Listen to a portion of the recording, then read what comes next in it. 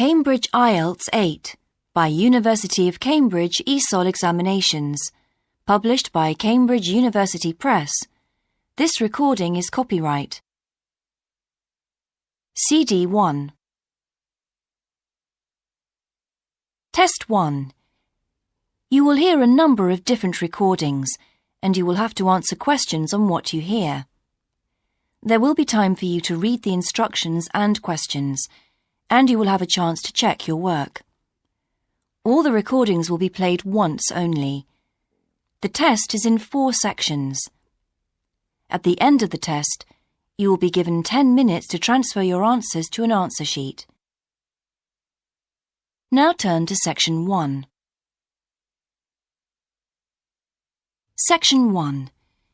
You will hear a conversation between 2 friends called George and Nina about a summer music festival. First, you have some time to look at questions 1 and 2.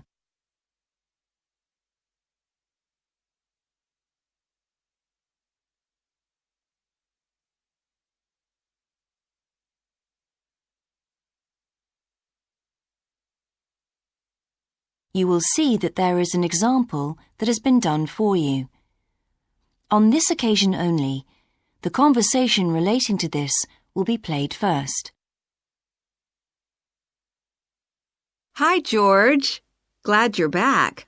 Loads of people have phoned you. Really? I felt just like your secretary. Sorry. I went into the library this afternoon to have a look at a newspaper and I came across something really interesting. What? A book? No, a brochure from a summer festival, mainly Spanish music. Look, I've got it here. George says that he found a brochure from a festival, so B has been circled as the answer. Now we shall begin. You should answer the questions as you listen, because you will not hear the recording a second time. Listen carefully and answer questions 1 and 2. Hi, George. Glad you're back. Loads of people have phoned you. Really? I felt just like your secretary. Sorry. I went into the library this afternoon to have a look at a newspaper and I came across something really interesting. What? A book? No, a brochure from a summer festival, mainly Spanish music. Look, I've got it here. Spanish music? I really love the guitar. Let's have a look. So what's this group, Guittarini? They're really good. They had a video with all the highlights of the festival at a stand in the lobby to the library, so I heard them. They play fantastic instruments, drums and flutes and old kinds of guitars. I've never heard anything like it before. Sounds great. Okay, shall we go then? Spoil ourselves? Yes, let's. The only problem is there aren't any cheap seats. It's all one price. Well, in that case, we could sit right at the front. We'd have a really good view. Yeah, though I think that if you sit at the back, you can actually hear the whole thing better. Yes. Anyway, we can decide when we get there. Before you hear the rest of the conversation, you have some time to look at questions 3 to 10.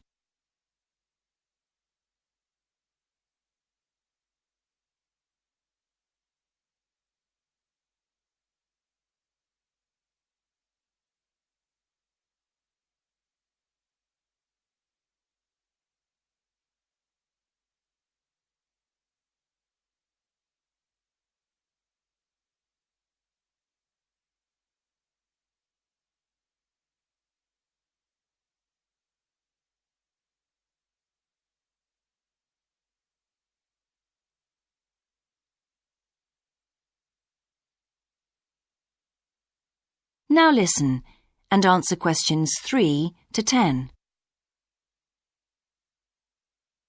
So will you fill in the form or shall I? I'll do it. Name, George O'Neill. Address, 48 North Avenue, Westsea. Do you remember our new postcode? Still can't remember it. Just a minute. I've got it written down here. WS6 2YH.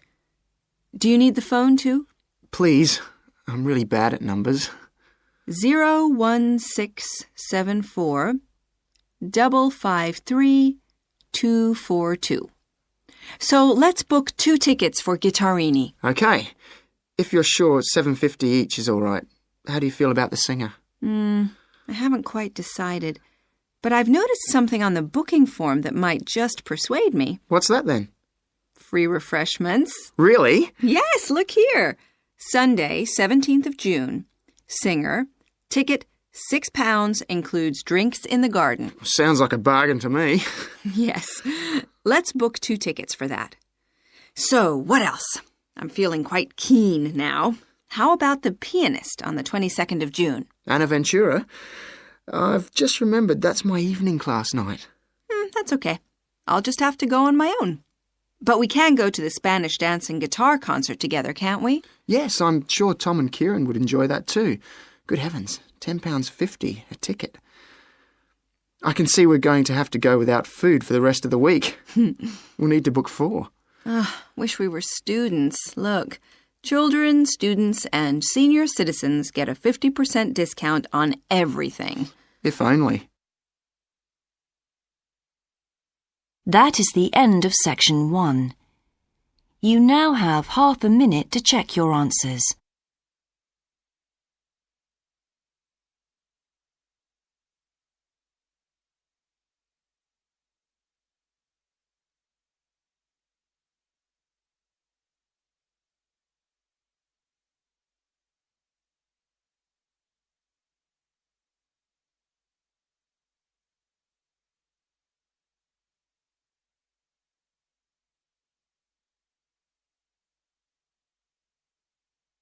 Now turn to section 2.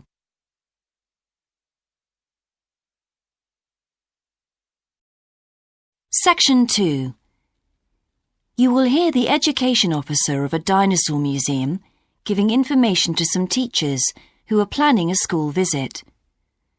First, you have some time to look at questions 11 to 15.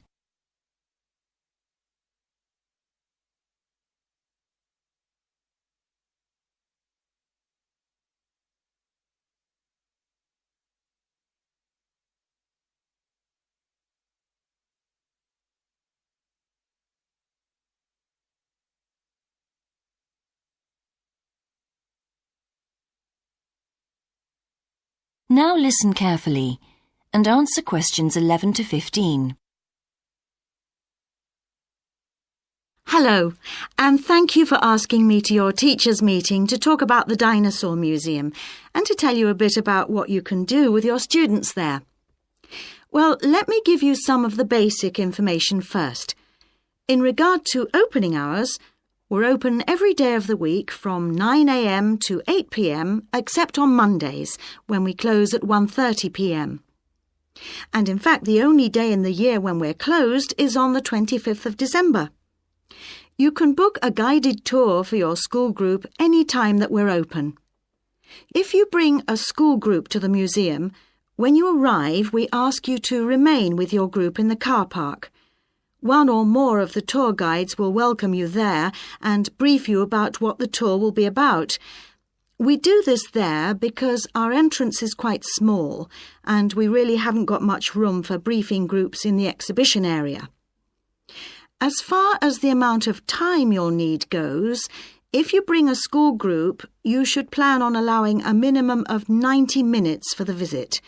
This allows 15 minutes to get on and off the coach, 45 minutes for the guided tour, and 30 minutes for after-tour activities.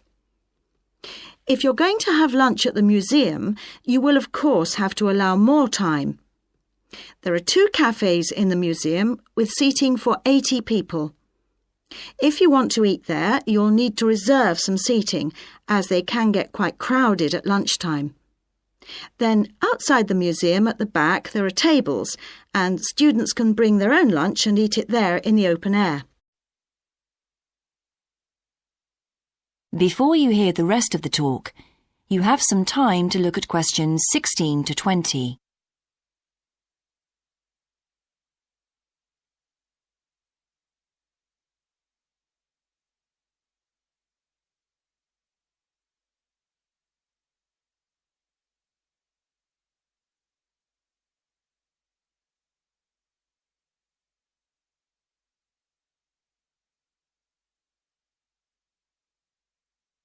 Now listen and answer questions 16 to 20. When the students come into the museum foyer, we ask them to check in their backpacks with their books, lunchboxes, etc. at the cloakroom before they enter the museum proper. I'm afraid in the past we have had a few things gone missing after school visits, so this is a strict rule. Also, some of the exhibits are fragile and we don't want them to be accidentally knocked. But we do provide school students with handouts with questions and quizzes on them. There's so much that students can learn in the museum, and it's fun for them to have something to do. Of course, they'll need to bring something to write with for these. We do allow students to take photographs. For students who are doing projects, it's useful to make some kind of visual record of what they see that they can add to their reports. And finally, they should not bring anything to eat into the museum or drinks of any kind. There are also a few things that students can do after the tour. In the theaterette on the ground floor, there are continuous screenings of short documentaries about dinosaurs which they can see at any time. We used to have an activity room with more interactive things like making models of dinosaurs and drawing and painting pictures, even hunting for dinosaur eggs. But unfortunately, the room was damaged in a bad storm recently when water came in the roof, so that's closed at the moment. But we do have an IT centre where students have access to CD-ROMs with a range of dinosaur games. These games are a lot of fun, but they also teach the students about the lives of dinosaurs, how they found food, protected their habitat, survived threats, that kind of thing. And I think that's all I have to tell you. Please feel free to ask any questions if you would like to know anything else about. That is the end of section 2. You now have half a minute to check your answers.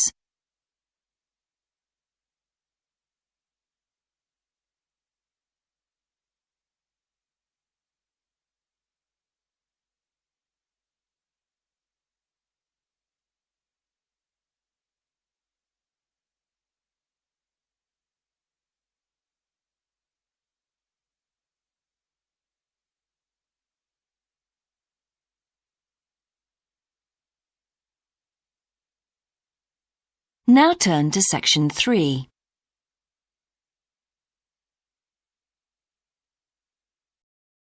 Section 3. You will hear a student called Sandra talking to her tutor about a draft proposal she has written for a competition. First, you have some time to look at questions 21 to 24.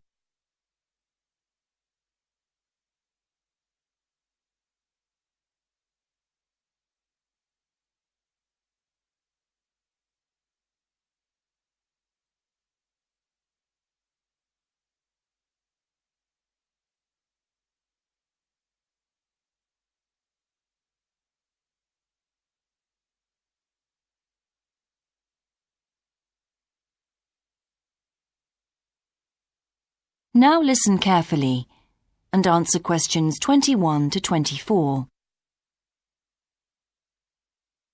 Right, Sandra. You wanted to see me to get some feedback on your group's proposal, the one you're submitting for the Geography Society field trip competition. Uh-huh. I've had a look through your proposal, and I think it's a really good choice. Oh.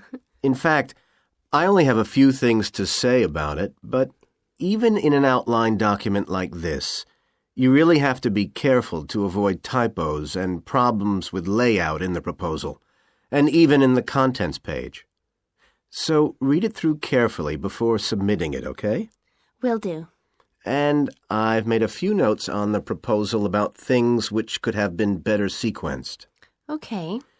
As for the writing itself, I've annotated the proposal as and where I thought it could be improved. Generally speaking, I feel you've often used complex structures and long sentences for the sake of it, and as a consequence, although your paragraphing and inclusion of subheadings help, it's quite hard to follow your train of thought at times. Oh, So cut them down a bit, can you? really? Yes, and don't forget simple formatting like numbering. Didn't I use page numbers? I didn't mean that. Look, you've remembered to include headers and footers, which is good, but listing ideas clearly is important. Number them or use bullet points, which is even clearer. Then you'll focus the reader on your main points. I thought your suggestion to go to the Navajo Tribal Park was a very good idea. No, I've always wanted to go there. My father was a great fan of cowboy films and the Wild West, so I was subjected to seeing all the epics, many of which were shot there. As a consequence, it feels very familiar to me, and it's awesome, both geographically and visually. So it's somewhere I've always wanted to visit. The subsequent research I did and the online photographs made me even keener. Before you hear the rest of the conversation, you have some time to look at questions 25 to 30.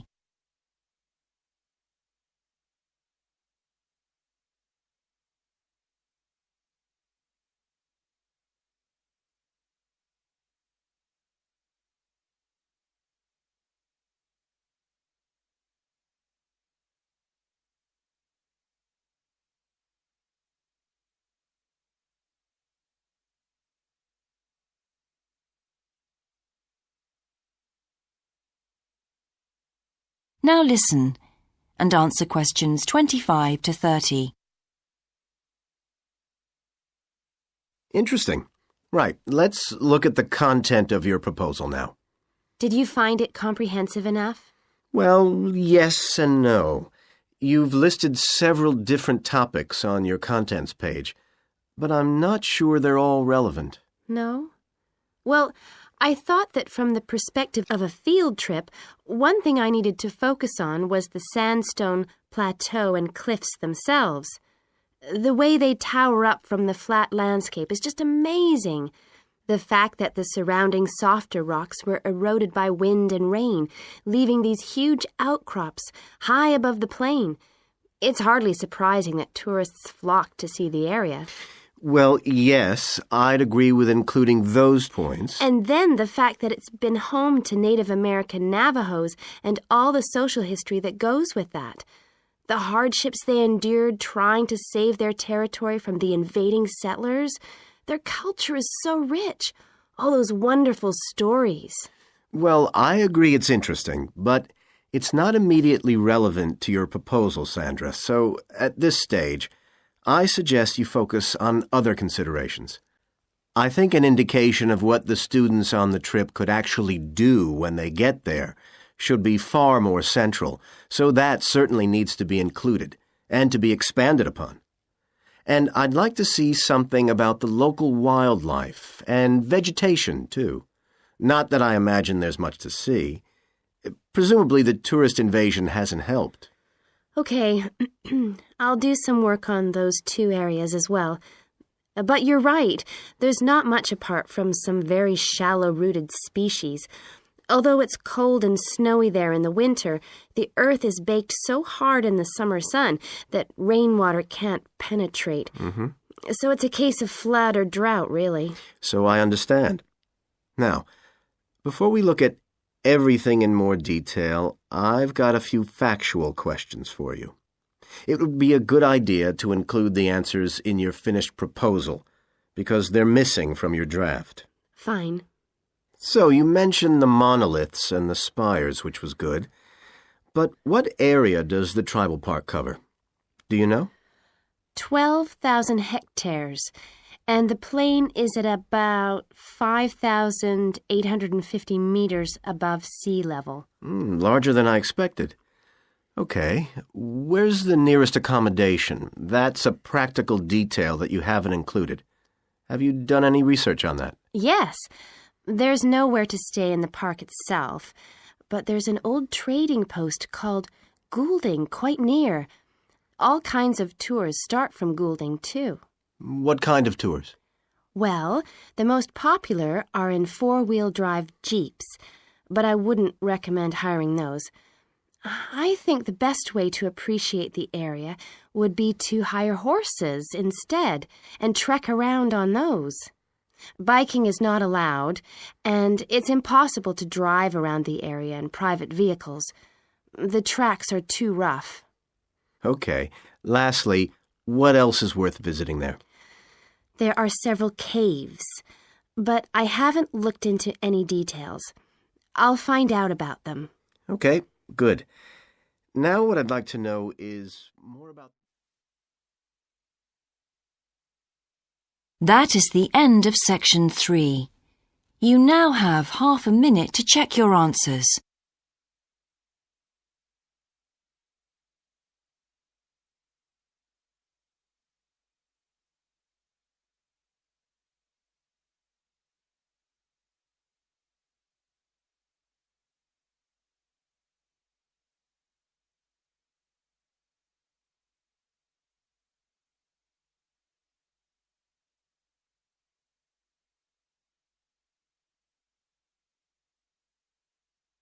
Now turn to section 4.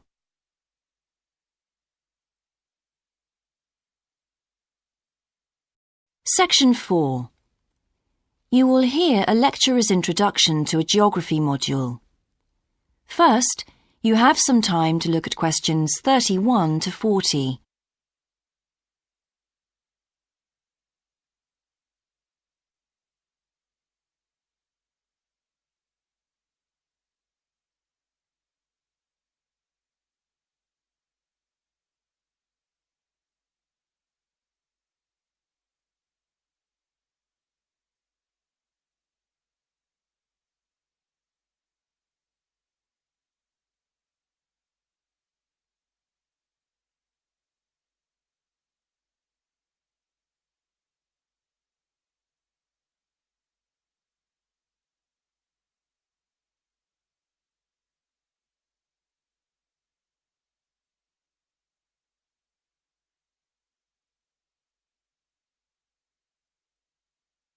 Now listen carefully and answer questions 31 to 40. So, welcome to your introductory geography lecture. We'll begin with some basics. Firstly, what do we learn by studying geography? Well, we learn a great deal about all the processes that have affected and that continue to affect the Earth's surface. But we learn far more than that, because studying geography also informs us about the different kinds of relationships that develop between a particular environment and the people that live there. Okay, we like to think of geography as having two main branches. There's the study of the nature of our planet, its physical features, what it actually looks like, and then there's the study of the ways in which we choose to live and of the impact of those on our planet. Our current use of carbon fuels is a good example of that. But there are more specific study areas to consider too, and we'll be looking at each of these in turn throughout the semester. These include biophysical geography, by which I mean the study of the natural environment and all its living things. Then there's topography. That looks at the shapes of the land and oceans. There's the study of political geography, and social geography too, of course, which is the study of communities of people. We have economic geography, in which we examine all kinds of resources and their use, agriculture, for example. Next comes historical geography, the understanding of how people and their environments and the ways they interact have changed over a period of time. And urban geography, an aspect I'm particularly interested in, which takes as its focus the location of cities, the services that those cities provide, and migration of people to and from such cities. And lastly, we have cartography. That's the art and science of map making. You'll be doing a lot of that. So, to summarise before we continue, we now have our key answer. Studying this subject is important because without geographical knowledge, we would know very little about our surroundings and we wouldn't be able to identify all the problems that relate to them. So, by definition, we wouldn't be in an informed position to work out how to solve any of them.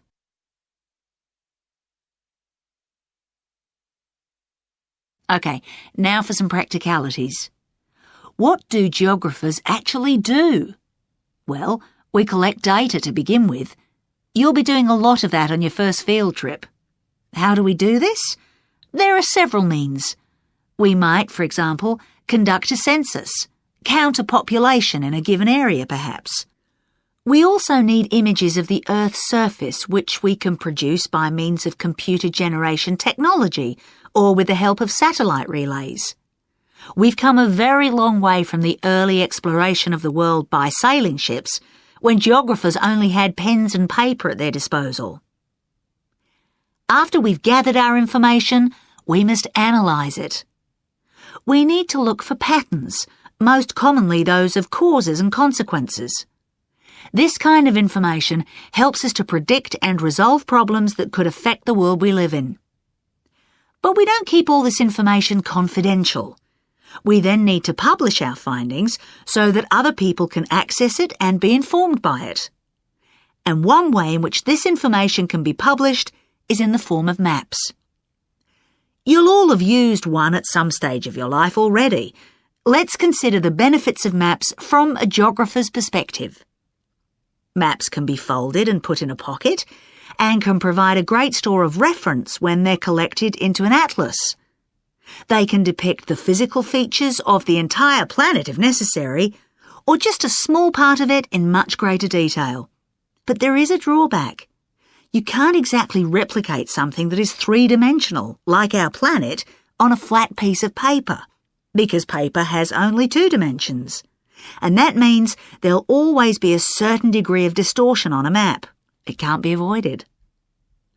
We can also use aerial photographs, pictures taken by cameras at high altitude above the Earth. These are great for showing all kinds of geographical features that are not easy to see from the ground. You can easily illustrate areas of diseased trees, or how much traffic is on the roads at a given time, or information about deep seabeds, for example. Then there are Landsats. These are satellites that circle the Earth and transmit visual information to computers at receiving stations. They circle the Earth several times a day and can provide a massive information. You'll all be familiar with the information they give us about the weather, for example. So what we're going to do now is look at a short presentation in which you'll see all these tools. That is the end of section 4. You now have half a minute to check your answers.